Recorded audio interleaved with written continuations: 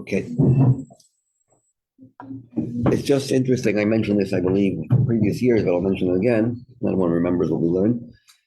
It just popped into my mind years ago that the actual statement, Rosh, chodesh, Kislev, just those very three words are a hint to what happened on that day in 1977 with the Rebbe. The word Rosh means a head, means the head of the month, but it also can refer to the head of the Jewish people, i.e. the Rebbe. Word Rebbe stands for three words: Rosh, Reish, B'nai Yisrael. Reish, Beis, Yod, Rebbe, the head of the Jewish people. The head is where the brain senses the entire body, what's going on with the rest of the body. The neurological system.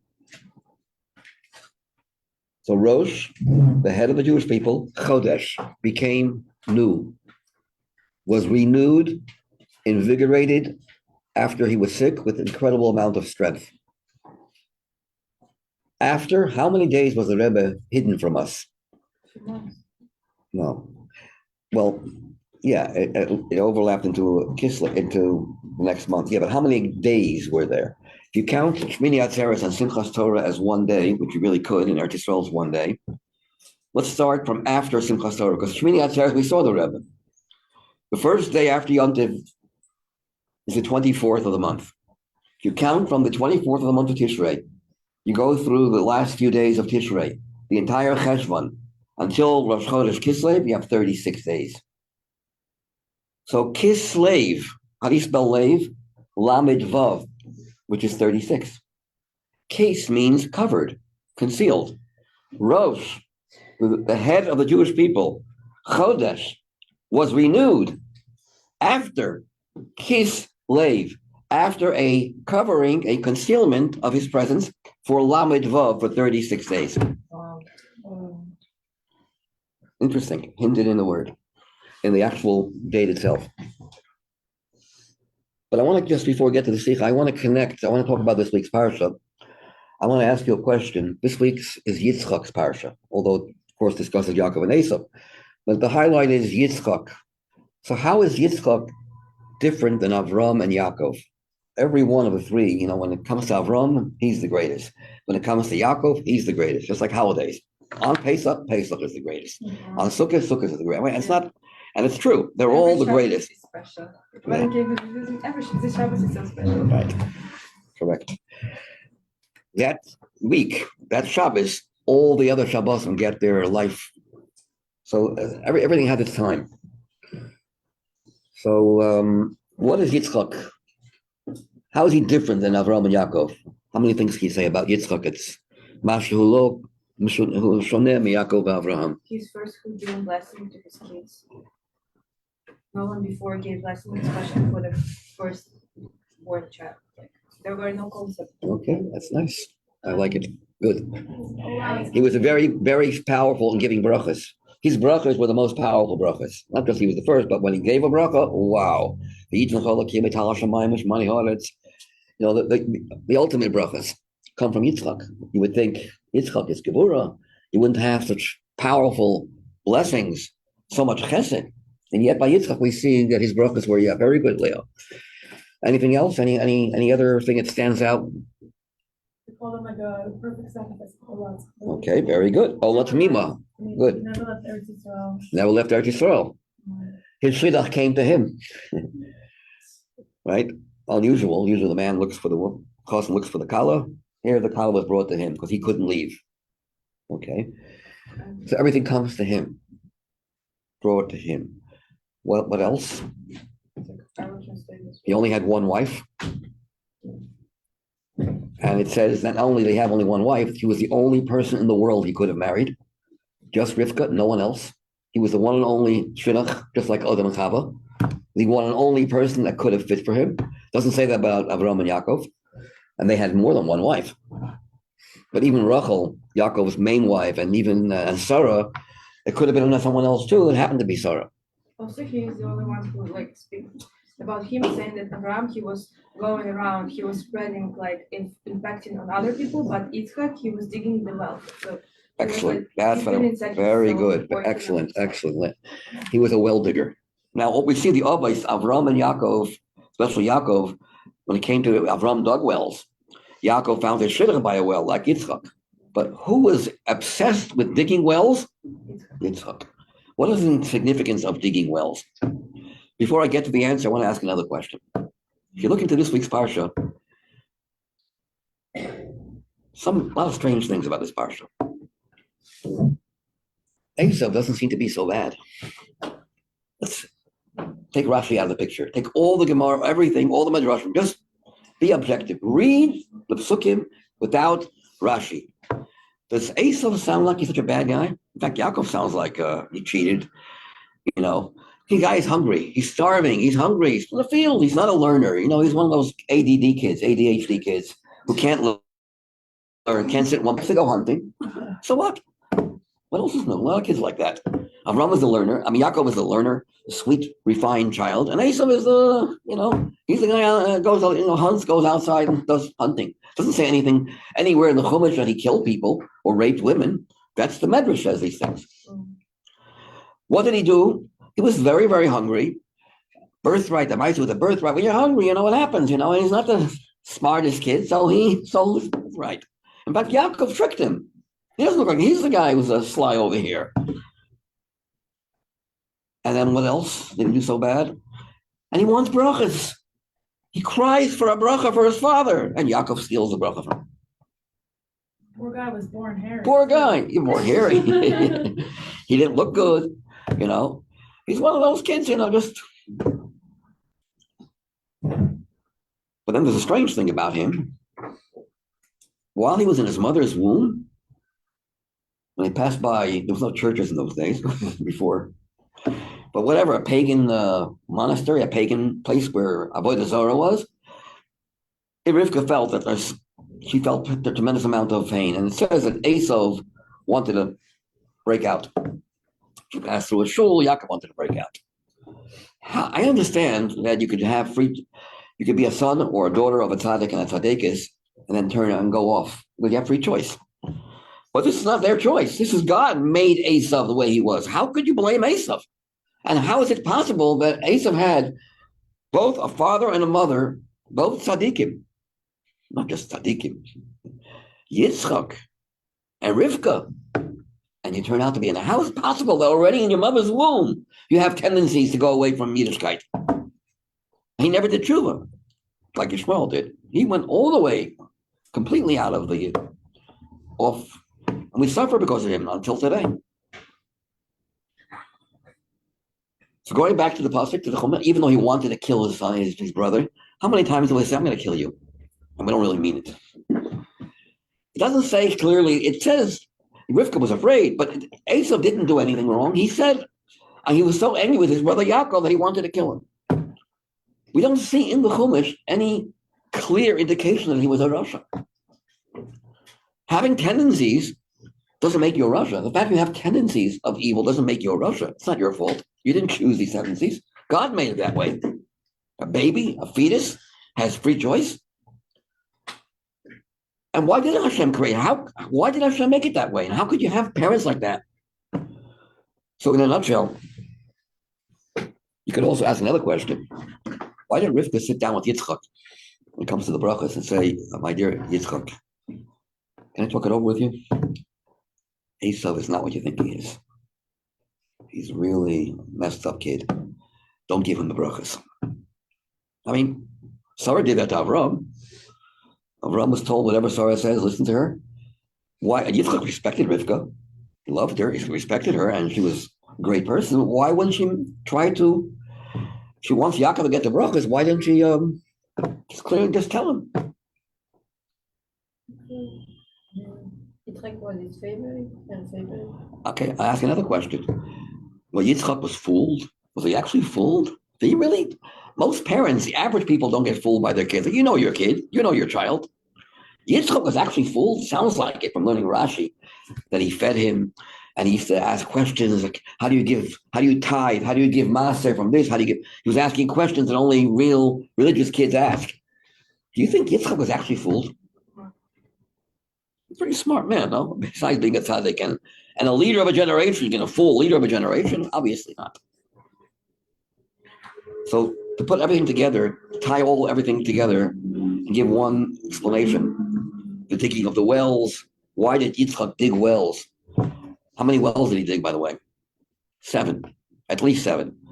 The wells that his father Avram dug after Avram passed away, the Pelishtim, sounds like the Palestine, they closed those, they filled it with earth, and he reopened the wells of his father. That's 3. He built 3 more wells, and he had names. What were the names of the wells? Asek, which means feud, argument, because they argued, the Philistines claimed that it was theirs. He built another well, again, there was hatred, there was animosity. And the 3rd well he dug, finally, Rehovot, no argument. And it corresponds, by the way, to the 3 temples. The first Beis HaMikdash, the second Beis HaMikdash, and the third Beis HaMikdash. Finally, the first and second didn't make it. This was a hint for the future. But anyway, that's off the subject a little bit. But why was Yitzchak obsessed with digging wells one after another? There was a 7th well he also dug, by the way, dug. At the end of the parsha, he dug a 7th well. Could be he dug many more, but we know about 7. Minimum of 7. So to answer all these questions, give you a little picture of all these questions. It's like this. Starting with Esav. Having the tendencies from birth and before birth. The Avos were there to be fathers and mothers, not only of perfect kids that just fit into the system, but to have an Esav type tendency to struggle, be filled with all kinds of trauma and anxieties and issues, and break out of it. They are the precursors, they are the pioneers of people amongst Jews who have issues. They have strong tendencies to do wrong, and maybe sometimes they fail, and yet they dig, and they dig, and they dig, excavate, and you find the water. That's what Yitzchak is all about. Yitzchak is not by spoon feeding like Avram Avinu just did. Everyone's good.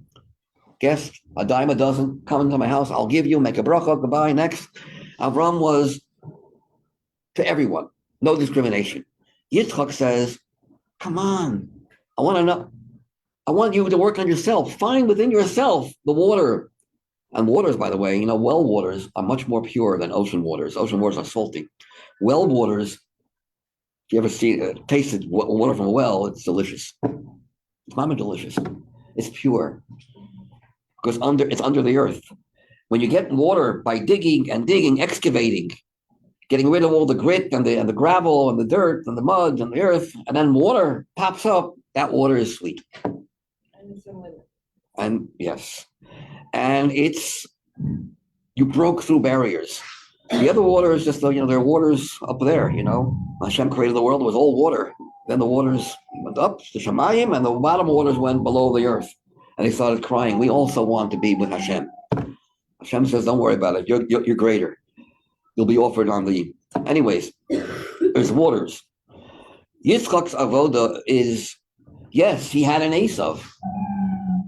Esav and some children that are like Esav, they're not evil. You're born with evil tendencies. Doesn't make you evil. Your avodah, your Sichos. Don't fall into despair. Your avodah is the avodah of struggling and working, and the well waters, the waters that rise after digging. He wants to see not how much he can give you, how are you receiving? This is Yitzchak's main avodah. Digging, excavating, come to me without me spoon feeding you. Bring yourself up, elevate. So the question that we ask, how did Yitzchak and Rivka have a child like Esav from the womb? Because Hashem predestined that those two people, Yitzchak and Rivka, should be parents of the type of child that's the Baal Tshuva type of child. The child that has this power to become a great Baal Tshuva. Can't be a Baal Tshuva if you haven't done anything wrong or if you don't have the tendencies. To break out also comes from the Oves. There's one child who's the perfect child, the sweet, refined, holy child, the Yaakov child, Ishtam, Yoshev Aholim, sits and learns the whole day, fits into the system perfectly. You have to remind him you have to eat, time to eat, really. And then there's a child who built a chayim, wild energy, untamed. Yitzchak loved that. He loved the idea of digging and digging and digging and digging. He saw Esau's potential. He saw the well waters. So he loved it. Yitzchak's Inyan is Gevura. But Gevura doesn't mean, it means withholding because I want to see what you can be without me giving. I'm not giving because I'm mean. I want you to earn it.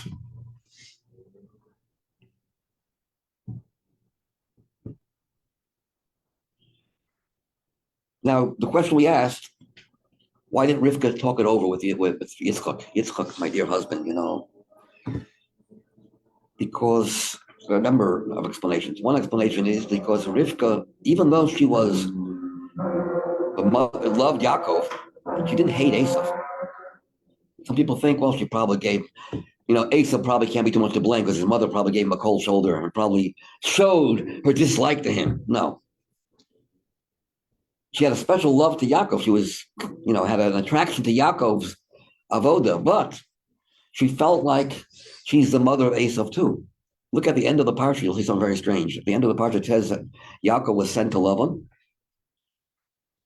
Who is Lavan? The sister of Rivka, and the brother of Rivka, who's the mother of Yaakov and Esav. Good morning. You got to tell me Rivka is the mother of Yaakov and Esav? The whole parsha is about that. The Rashi says, I don't know what's going on over here. I don't know what the pasuk is going to teach us. Rashi says, Einu yedea mama lamdeinu. I don't know what the pasuk is teaching me. But some of Farshim say something very interesting. She cared. She was the mother of Esau because you know what? Instead of sending Yaakov away, she could have told Yitzchak, he loves you. He'll do anything you tell him. Tell him you can get involved in sports and some kind of thing that he's interested in. Go away for 20, send him away. Send Esau away. Let Yaakov be by his father and mother. Rivka loved Yaakov. Why did she agree to have Esau sent away?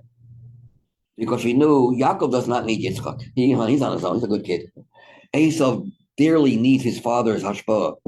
He loves his father. His father might have influence on him. So she kept Mesiras Nefesh as the mother of Yaakov, and she's the mother of Esau too. She cares about Esau as well. Don't think she's only the mother of Yaakov. I heard another interesting answer to the question. Why couldn't she just tell Yitzchak, to give Yaakov the blessings? Why this whole charade with changing, putting on, disguising himself? It's dangerous. Yaakov was very scared. He'll curse me.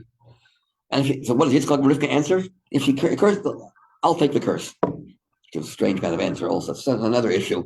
You think Yaakov feels comfortable when Rivka says, it's on me? Why this whole trick? Rivka and Yitzchak were on talking terms, I hope. Just tell him the truth. So one of the answers is, no. It can't be that Yaakov should get the brachos because it's not just for Yaakov. It has to be the brachos for Esav too. Brachos for the non-Jewish world that have to become refined. Yitzchak saw Esav's potential, but Esav did not reach his potential. That's why his head, by the way, was beheaded and rolled into the Maras Machpelah. So the question is asked, a head of Esav? What did Yitzchak do to deserve that? To have the head of the Rosh together with him in the Maras Machpelah? There's a story in Tanakh with a horrible person who was by mistake buried next to a tzaddik. Guess what happened? He was resurrected. This Russia lived, I don't know how long, and then passed away and was buried somewhere else. Hashem made a miracle of Tchias HaMesim that a Russia should not be buried next to a tzaddik. And yet, for eternity, till Tchias HaMesim, Esav's head is buried next to Yitzchak. The answer is Esav's head was good. Esav's head means what his destiny was, what he was meant to be, the greatest Baal Tshuva on earth. The problem was that his body and his head were not connected. The problem is that he didn't reach his potential. But the head on its own is holy. The problem is when his head is attached to his body, he gets corrupt, doesn't see. He gives up on himself. I'm not interested in all this Judaism, Jew stuff, And he loses track of the fact that all the difficulties you have, and all the anxiety you go through, the trauma you're going through, really is because that's your destiny. You could become the greatest, most powerful, intense Baal Tshuva on earth. Which is why, even when you were in your mother's womb, you had this tendency. It wasn't meant to put you down. It was meant to show what your Sichos is in life. Some people have that Sichos. Don't, do away with that. But did the Rivka see One this? second. So Rivka, another reason why Rivka didn't want to tell Yitzchak, because Rivka there had to be Esav's bracha.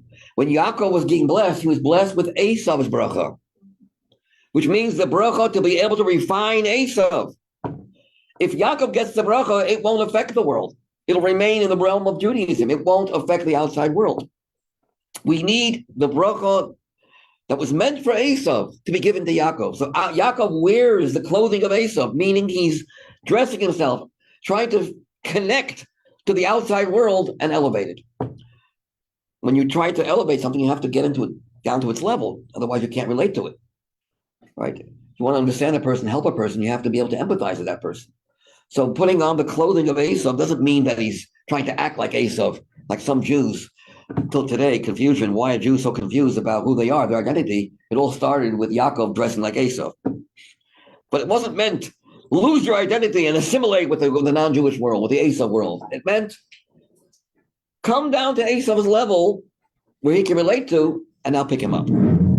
So Rivka Dafka wanted this whole blessing to be like a theft. It's meant for Esav, but Yaakov has to take it. Because if you give Esav the bracha, it's like giving a drug addict money. He'll use it for drugs. Esav is not a keli to take this blessing. Yaakov will hold the bracha like in security, on a good bank, and then when the time comes, slowly but surely, Esav will be refined, which is what we're witnessing right now. You see in the non-Jewish world, on the side of Esav, America, for the most part, of course, there's a lot of anti-Semitism, but you also see a lot of refined non-Jewish people who are wonderful. They're so caring and so, have such empathy for what the Jews are going through right now, the Yidden are going through right now. You see the good surfacing. You see the evil surfacing from both sides. You see a lot of bad, a lot of evil. It's a good sign. It's a sign before Mashiach comes, everything becomes clear.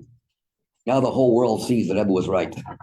You can't even talk about giving away land. Forget about actually giving away land. The mere discussion causes them to believe. The more you give, the more they believe is theirs. And now the whole world sees that. The whole world sees that you can't make peace with these people. I mean, the decent world. Okay. The Sicha last week, we started it. It's a Chayesara Sicha, so it's last week, but I didn't go too far, so we can pass it. It's a Hebrew Sicha.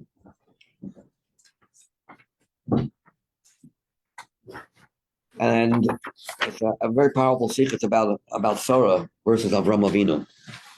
And I'm going to quote your Gemara in Bava Basra, page 58b, I believe. We'll soon get to that story of Rabbana, who was the teacher of Rabbi Yochanan. So he was like borderline in between the era of the Mishnah and the Gemara, like first generation or last generation of Tanoi, first generation of Amoraim. We'll soon get to footnote 31. So the question was asked in the parasha of Chayesara, which talks about the life of Sarah. All we see is events that happen after she passes away. It's not just that happened after she passes away; it's about her passing, the burial of Sarah. And then the Ma'aseh with Rivka. Yitzchak felt comfort. He was comforted when he saw that Rivka is mamash, a carbon copy of his mother, that everything, all the miracles that happened with his mother are happening with her. The candles lasted a whole week, the oil candles lasted a whole week, Shabbos candles lasted a whole week, and the challah and the anon on the cloud on the ohel, and so on. So he was comforted because his mother is no longer here. So it's all about his mother not being here. You don't need comfort if your mother is here. And throughout the parsha, we see it right at the end especially. The whole story with Ephron, and at the end we see that Avraham Avinu remarries Hagar. That's not Sarah's liking. I mean, Sarah felt that Hagar has to be out of the house, and Yishmael does not belong in the house. And yet, Avram Avinu marries Hagar, who's called Keturah now. She did tshuva. I mean, where do you see this? So let's start with, we began the Sichos, but we didn't go too far. Let's go to page 157, which is the second page, where it says Gimel.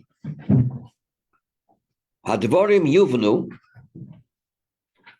We'll understand how the rest of the parsha is called the life of Sarah. Ayidei Hezber Lekach, through clarifying that fact, Shagam beparsha harishayna shel haparsha, parsheha, that even in the beginning of the Chumash, beginning of the Sedra, Harachava, the broad amount of discussion, who dafke b'masa u'matan shebein Avram lebnei Ches ve'Efron al knias Ma'aras HaMachpelah, is about the give and take, the exchange of words that Avram and Ephron had when he purchased the Ma'aras HaMachpelah to bury Sarah. So we need to be under something very puzzling over here. What did Avram Avinu tell Ephron? He said to him, Ger b'toshav, I am a sojourner, I'm a stranger. In other words, I'm going to pay the full price because it's not mine. If you agree to sell it to me, I'll give you what you need, I'll give you the money. But if you dare say no, you don't want to sell it, I'll take it as mine. I'll forcefully take it away from you. How do you explain this? Is it his or it's not his? If it belongs to Avram Avinu, then why are you paying for it? If you believe that it's yours, why are you paying for it? And if you don't believe that it's really yours, what right do you have to take it away? Let's see it inside. So after we get through this hurdle, we'll understand a little bit of how the Sedra is called Chayei Inyon Zeh Doresh Hezber. This idea, this whole discussion, exchange of words between Avram and Ephron, excuse me, Al Tchilas Dibri Avram B'nei Ches, when Avram was talking to the Bnei Ches, what did he say? Ger b'toshav anochi imachem. On those words, Omrim Chazal, Rashi quotes it, Im tirtzu, if you'll want to sell it to me, and he won't give me any trouble, hareini ger, and I will pay for it. I'm a ger, I'm a stranger. It's not mine. I will buy it off you. The im lav, if you won't deal with me, and you won't want to sell it to me, toshav, I will act like a guy who belongs here. It's my area. The Ma'aras HaMachpelah belongs to me. Be'etlena min adin. What's the din? She'amali HaKadosh Baruch Hu, God has told me l'zaracha etin es haaretz hazois, that the land is going to be given to your children. If that's the case, I'll take it from you. So the Rebbe says u'lecha'ora, at its first glance, ein muvan. What's not understood? Aleph a kivon she'Avram yachalhu lakachas es Ma'aras HaMachpelah min adin. If Avram believes that rightfully so, he could take the Ma'aras HaMachpelah without having to pay for it, because it's his, it was promised to him, then Madua, the next page, 158, Madua hishtadel kolkach harbe. Why did he put so much effort? Shebnei chet yimakru lo ha'otah, should sell it to him. Uvekesef malei, full price. Umadua hu omer hareini ger. Why does he say, I will act like a ger, like a stranger? Base. Question 2. Ketzad yachol haya Avram lakachas min hadin. How could Avram indeed claim that it's his? V'halo, Hashem promised it will be his.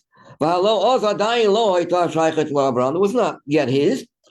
Oz then hoysa was rak only haftacha al ha'atid. It was only a promise that it will be given to you.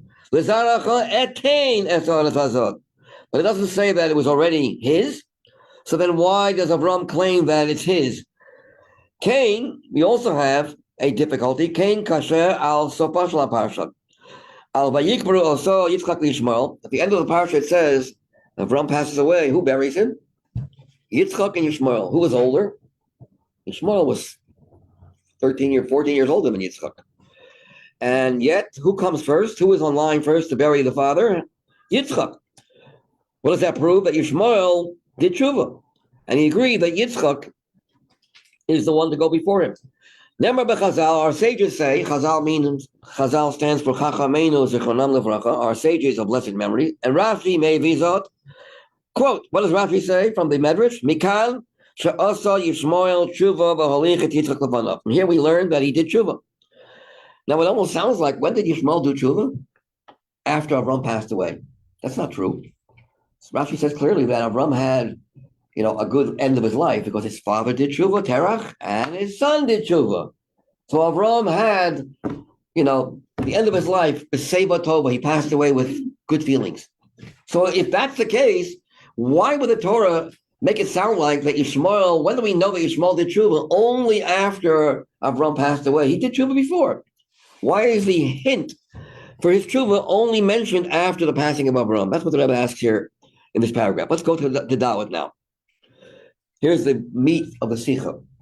The chiluk, the difference between Avram and Sarah's outlook on Judaism, Jew versus non-Jew. Very important, interesting, and it'll explain this whole mysterious Gemara, which the Mittler Rebbe has a whole mimer on this strange Gemara in Bava Basra, chapter 3, page 58b, which we talked about last week, the Kitzer, the strange Gemara where Rabbana was living 2,000 years after Avram Avinu passed away.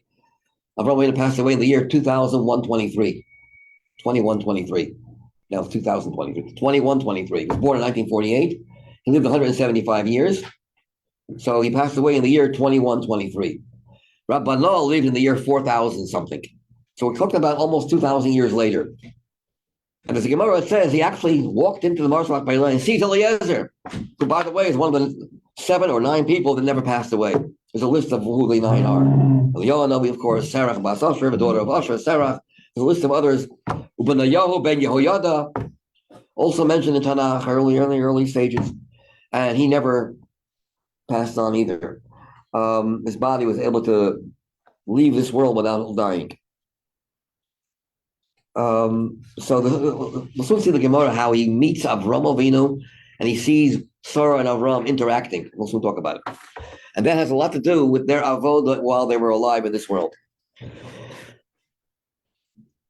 We have to first understand is Ahevda ben Avram and Sarah. The Indian told us so. Let's see how they relate to their children.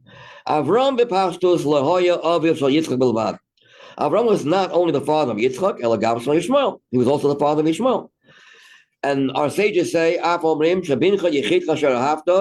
when it says you're a one and only son, Avram says they're both one and only, each one to their mother.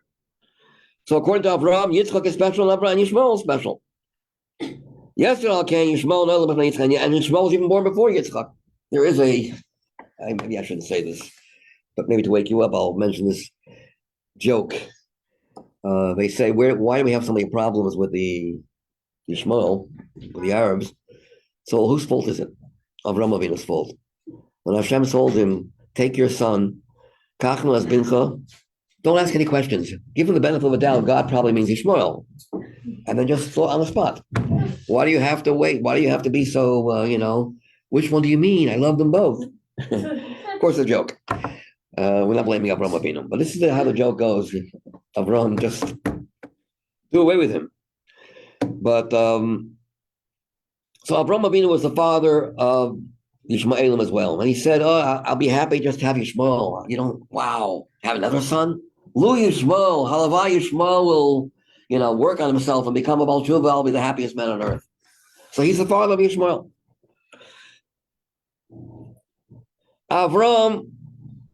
L'umat zot, conversely, the second paragraph on page 159.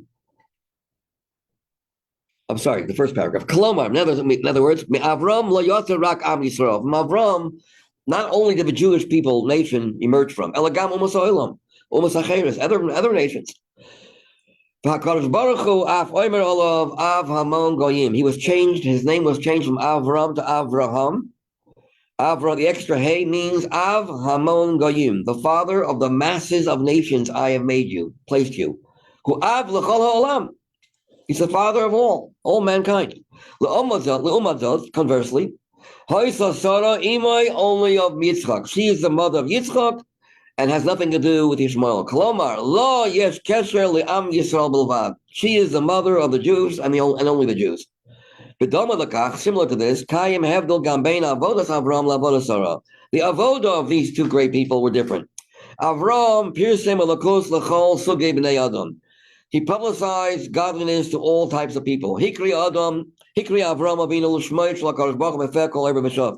He caused many people to call God's name, all those passerbyers, over Veshav, people that are passing by, coming back and forth. Some say it actually means over, sounds like Avera, those that violate and shav and do tshuva.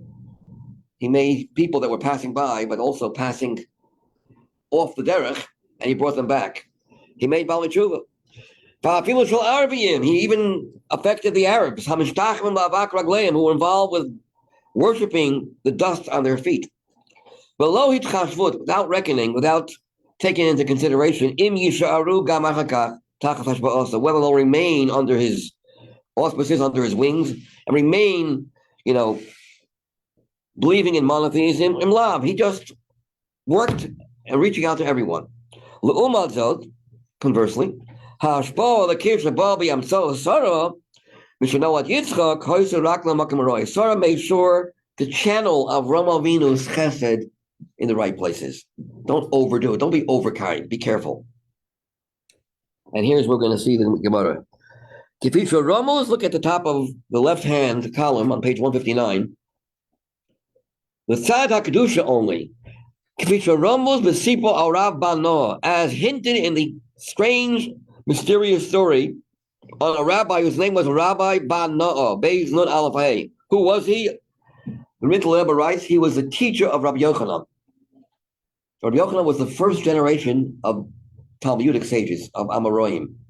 His teacher was Rabbi Bano. He was a holy person.